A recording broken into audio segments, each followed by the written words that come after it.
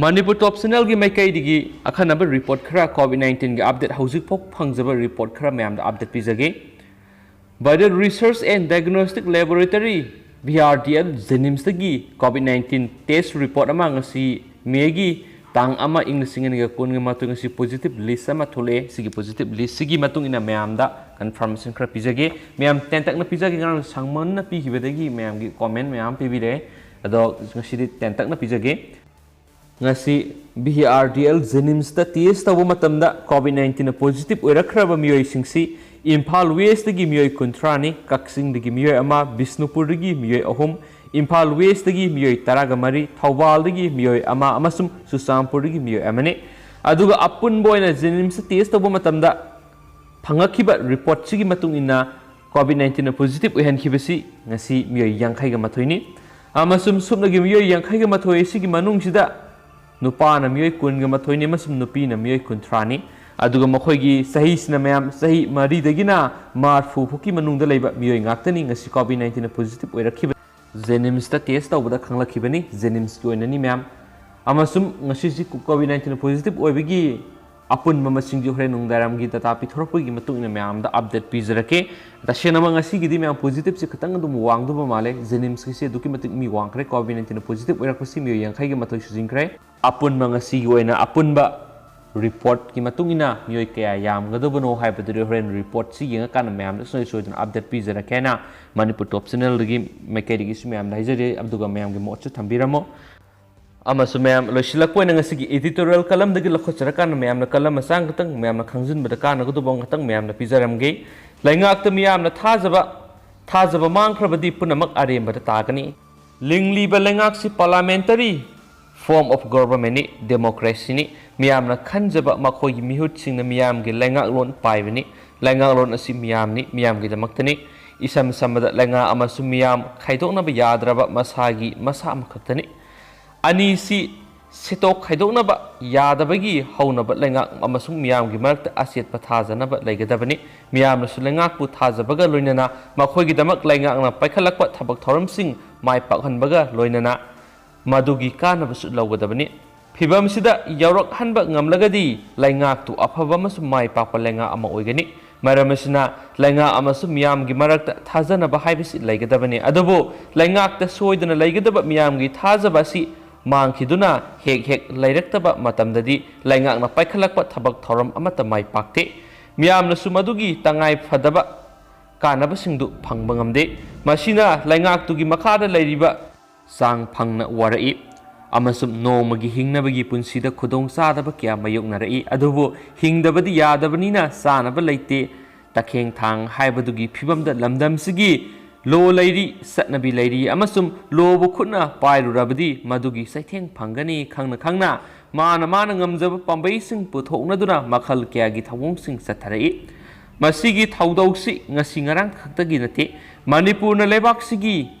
Phiba nungda October taraga manga English maga samapan nifuga mathoidagi selaklaba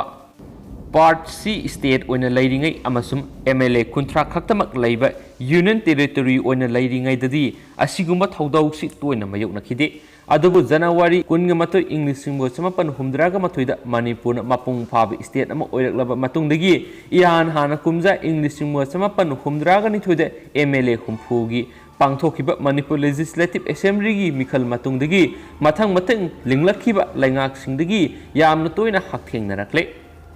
mamangi haukraba laingak loinamak nong taraga kaino popthoi haibadona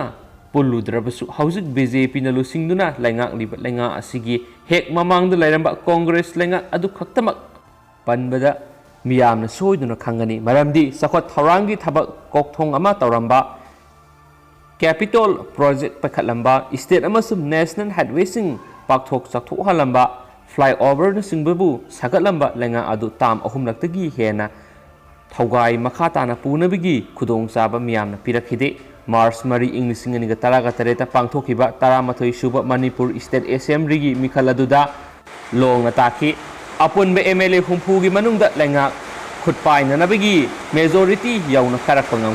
masigi maru oiba maram singdi Delhi da BJP ki lengak lakhiba amasu Manipur gi miyam nasu ahongba ꯑꯑꯣꯟꯕ ꯑꯃꯁꯨꯡ ꯑꯅꯧꯕ ꯂꯩꯉꯥꯛ ꯑꯃ ꯄꯥꯝꯕꯗꯒꯤ ꯑꯣꯏꯔꯝꯕ ꯌꯥꯏ ꯑꯗꯨꯕꯨ ꯍꯥꯏꯔꯤꯕ ꯃꯔꯝꯁꯤꯡ ꯑꯁꯤꯅ ꯑꯀꯟꯕ ꯏꯆꯦꯜ ꯑꯣꯏꯔꯒ ꯆꯦꯟꯊꯍꯟꯈꯤꯕ ꯉꯝꯈꯤꯕ ꯂꯩꯉꯥꯛ ꯑꯗꯨ ꯂꯩꯉꯥꯛꯇꯨꯗ ꯃꯤꯌꯥꯝꯅ ꯊꯝꯂꯝꯕ ꯊꯥꯖꯕ ꯃꯥꯡꯈꯤꯕꯗꯒꯤꯅꯤ ꯍꯥꯏꯕꯁꯤꯃꯗꯤ ꯄꯨꯝꯁꯨꯝ ꯆꯨꯝꯂꯕ ꯋꯥꯐꯝꯅꯤ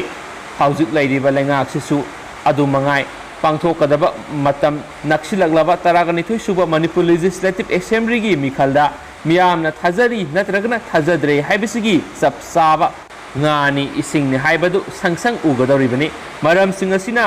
ꯃꯤꯌꯥꯝꯒꯤ ꯃꯤꯍꯨꯠꯅ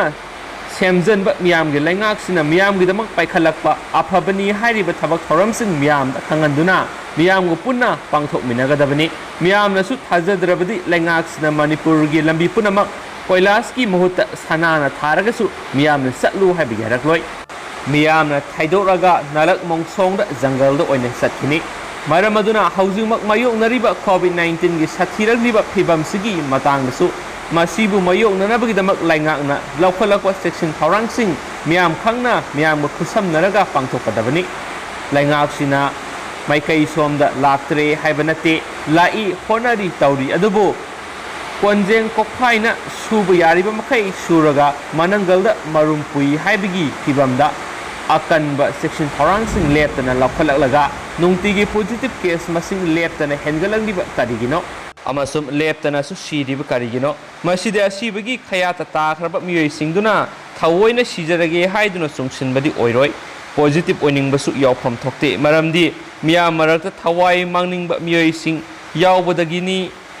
ꯍꯥꯏꯔꯨꯕ ꯌꯥꯔꯣꯏ ꯂꯩꯅꯥ ꯂꯥꯏꯆꯠꯁꯤꯒꯤ ꯃꯇꯥꯡꯗ ꯂꯩꯉꯥꯛꯅ ꯄꯥꯏꯈꯠꯂꯛꯄ ꯊꯕꯛꯁꯤꯡ ꯊꯥꯡꯂꯛꯄ ꯈꯣꯡꯊꯥꯡ ꯉꯥꯡꯂꯛꯄ ꯋꯥꯉꯥꯡꯗ ꯃꯤꯌꯥꯝꯅ ꯊꯥꯖꯗ꯭ꯔꯦ ꯊꯥꯖꯗꯕꯁꯤꯅ ꯃꯔꯝ ꯑꯣꯏꯔꯒ ꯊꯧꯁꯥ ꯋꯥꯁꯥꯅꯔꯛꯇꯕꯗꯒꯤ ꯉꯁꯤꯗꯤ ꯐꯤꯕꯝꯁꯤ ꯌꯧꯔꯛꯄꯅꯤ ꯍꯥꯏꯅꯤꯡꯉꯤ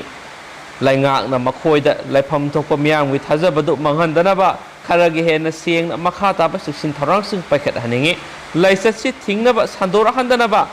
ꯍꯣꯠꯅꯕꯒꯤ ꯊꯕꯛꯁꯤꯡ ꯑꯁꯤꯗꯤ ꯏꯂꯦꯛꯁꯟꯒꯤ ꯀꯦꯝꯄꯦꯟ ꯅꯠꯇꯦ ꯆꯤꯟꯗ ꯈꯛꯇ ꯇ꯭ꯔꯥꯟꯁꯄꯦꯔꯦꯟꯁꯤ ꯑꯃꯁꯨꯡ ꯑꯦꯀꯥꯎꯟꯇꯦꯕꯤꯂꯤꯇꯤ ꯍꯥꯏꯕ ꯈꯛꯇꯅ ꯌꯥꯔꯣꯏ ꯍꯥꯏꯅꯁꯨ ꯉꯁꯤꯒꯤ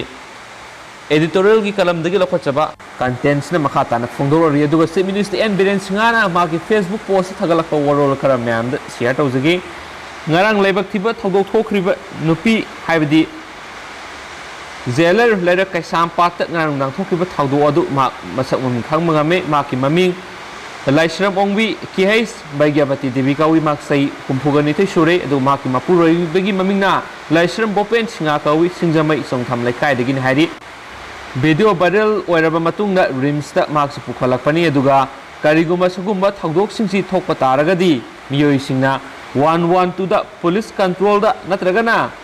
कोविड कॉल दा तौबिरकांदा हाइरिबा मसक्ता पीरिबा नंबर अनि state covid control room Manipur helpline number toll free number 180034533818 नत्रगना लैंडलाइन्स नंबर ना 0385241166 ता पाउ पिबियो हाइनसु चीफ मिनिस्टर ने थगलक पोस्ट मखाता फोंदोरकली